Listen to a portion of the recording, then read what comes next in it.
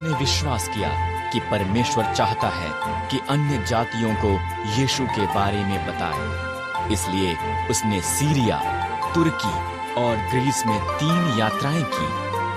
बहुत से लोगों ने यीशु में विश्वास किया और बहुत सी कलीसियाएं आरंभ हुईं।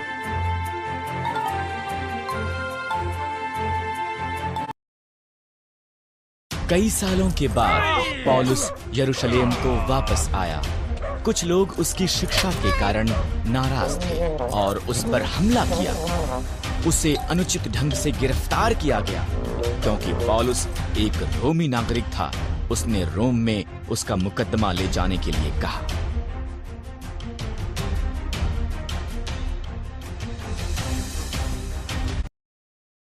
पौलुस को रोम के लिए एक नाव पर भेजा गया।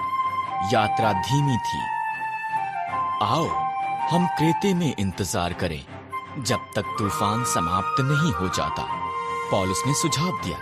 कप्तान ने अनसुनी करके यात्रा आगे बढ़ाई।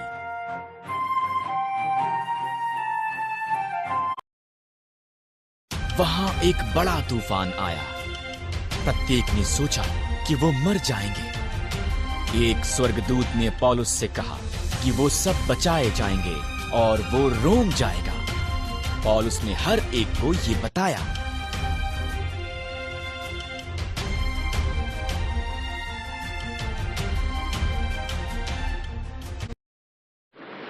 किसी को कुछ भूमि नजर आई। मल्लाहों ने जहाज को छोड़कर जाने और अन्य को मरने के लिए छोड़ देने की योजना बनाई। पौलुस ने चेतावनी दी, तुम सब केवल तब तक जीवित रहोगे अगर हर कोई जहाज पर रहता है। जहाज माल्टा नाम के एक टापू से जा टकराया।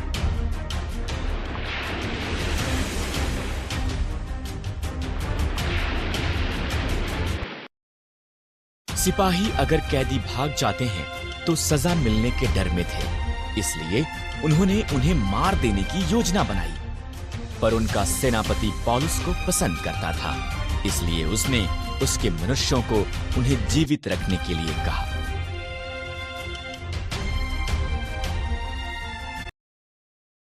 वो लड़खड़ाते किनारे पर आए। ठीक जैसा कि पौलुस ने कहा था, प्रत्येक जीवित था। माल्टा के हाकिम ने उन्हें साथ रहने की अनुमति दी। उसका पिता बीमार था। जब पौलुस ने उसके लिए प्रार्थना की, परमेश्वर ने उसे चंगा किया।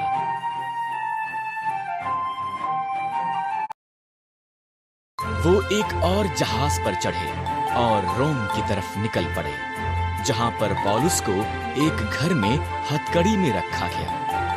वहां पर रहते उसने संसार भर में नई कलीसियाओं को सिखाने के लिए पत्र लिखे। उसके पत्र अब बाइबल में शामिल हैं।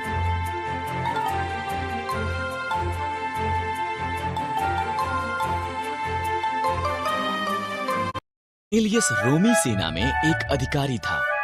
वो कैसरिया नाम के एक स्थान में रहता था। वो और उसका परिवार परमेश्वर का आदर करते थे। वो यहूदी नहीं थे, वो अन्य जाति से थे।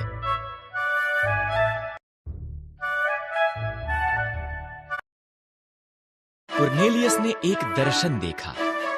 एक स्वर्गदूत ने उससे कहा, परमेश्वर तेरी प्रार्थनाओं को सुनता है और जानता है कि तुम गरीबों की सहायता करते हो। पतरस को यहां पर लाने के लिए याफा में मनुष्यों को भेज। उसी तरह कुर्नेलियस ने किया।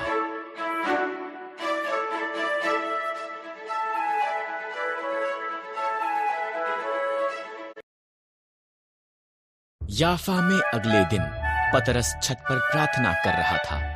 एक दर्शन में एक बड़ा पात्र स्वर्ग से आया। ये जानवरों से भरा हुआ था।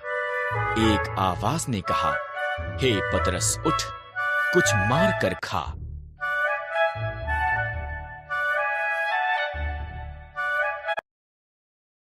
वो सब जानवर वही जानवर थे जिनको खाने की यहूदियों को अनुमति नहीं थी।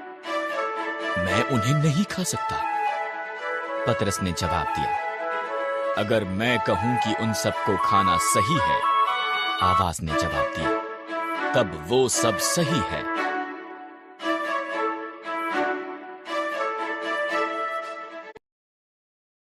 तभी कुरनेलियस के संदेशवाहक भी पहुंचे, इसलिए पतरस और कुछ अन्य उसके साथ कैसरिया में गए। कुरनेलियस का घर उसके मित्रों और परिवार के साथ पतरस को बोलते सुनने के लिए भरा पड़ा था।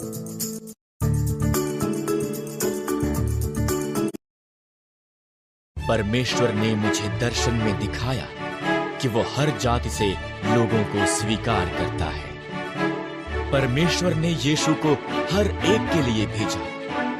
वो सबका प्रभु है। उसने बीमारों को चंगा किया और दबाए हुओं को आजाद किया।